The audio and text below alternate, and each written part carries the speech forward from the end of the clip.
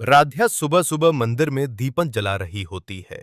तभी उसे फिर वही अजीब सा एहसास होता है कि घर में कुछ ठीक नहीं है। पिछली रात की बात उसके दिमाग में घूम रही होती है, जब उसने अपनी आंखों से आरव को दो जगह एक साथ देखा था।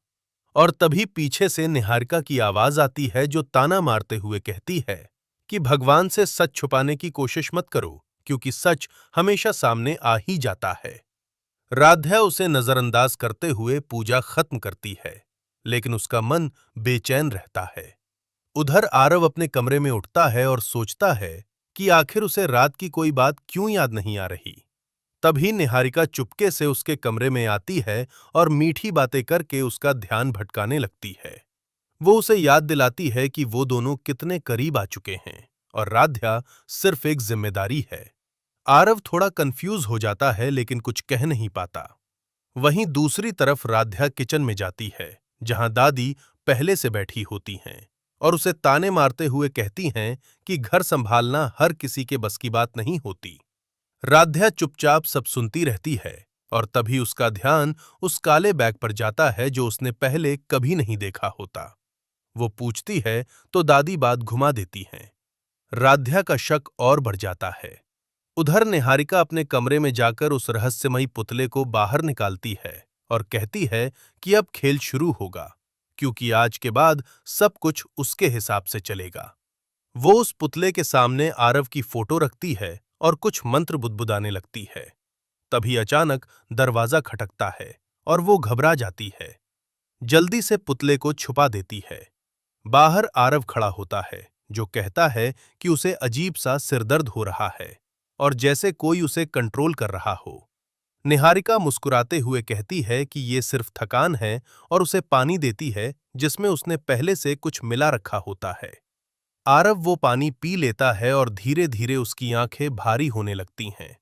उधर राध्या चुपके से उस काले बैग को खोलने की कोशिश करती है, लेकिन तभी पीछे से आवाज आती है और वो डर जाती है। जब वो मुड़कर देखती है तो कोई नहीं होता, लेकिन उसे ऐसा लगता है जैसे कोई उसे देख रहा हो। तभी उसे बैग के अंदर से किसी के हिलने की आवाज आती है और वो घबरा जाती है। अचानक निहारिका वहां पहुंच जाती है और गुस्से में कहती है कि दूसरों की चीजों में झांकने की आदत बहुत बुरी होती है। राध्या उससे सवाल करती है कि आखिर वो क्या छुपा रही है, लेकिन निहारिका हंसते हुए कहती है कि सच जानने की कीमत बहुत भारी होती है।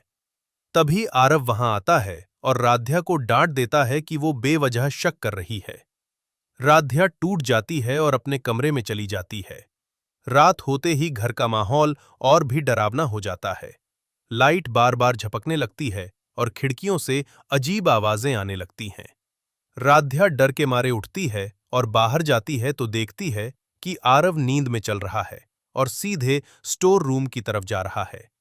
वो उसके पीछे जाती है और देखती है कि आरव उसी काले बैग के सामने खड़ा है और जैसे किसी के इशारे पर उसे खोलने वाला होता है। तभी राध्या उसे रोकती है और झकझोरकर होश में लाने की कोशिश करती है। आरव अचानक होश में आता है और कहता है कि उसे कुछ याद नहीं। तभी अचानक बैग अपने आप हिलने लगता है और दोनों डर जाते हैं। राध्या हिम्मत करके बैग खोलती है और अंदर से वही पुतला निकलता है, जो बिल्कुल आरव जैसा दिखता है। ये देखकर दोनों के होश उड़ जाते हैं। तभी पीछे से निहारिका की हंसी गूंजती है और वो कहती है कि अब सच से भाग नहीं सकते। वो बताती है कि ये पुतला सिर्फ एक खिलौना नहीं, बल्कि एक ऐसा जरिया है जिससे वो आरव को कंट्रोल कर सकती है और उसकी हर याद, हर फैसला उसके हाथ में है। राध्या गुस्से में कहती है कि ये सब गलत है और वो इसे खत्म कर देगी। लेकिन निहारिका उसे चुनौती देती है कि अगर उसने पुतले को छूने की भी कोशिश की तो आरव की जान खतरे में पड़ जाएगी। राध्या रुक जाती है और उसकी आंखों में आंसू आ जाते हैं। तभी दादी वहां आती हैं और कहती हैं कि अब समय आ गया है सच सामने आने का। दादी बताती हैं कि निहारिका अकेली नहीं है, बल्कि वो एक पुराने तंत्र के असर में है, जो इस घर पर सालों से छाया हुआ है और आरव उसी का अगला शिकार है। राध्या हिम्मत जुटाकर भगवान का नाम लेती है और कहती है कि वो किसी भी हालत में अपने पति को बचाएगी। तभी अचानक तेज हवा चलने लगती है दीपक बुझ जाते हैं और पुतला अपने आप हिलने लगता है। निहारिका जोर जोर से मंत्र पढ़ने लगती है और आरव दर्द से चिल्लाने लगता है। राध्या दौड़कर मंदिर से गंगाजल लाती है और पुतले पर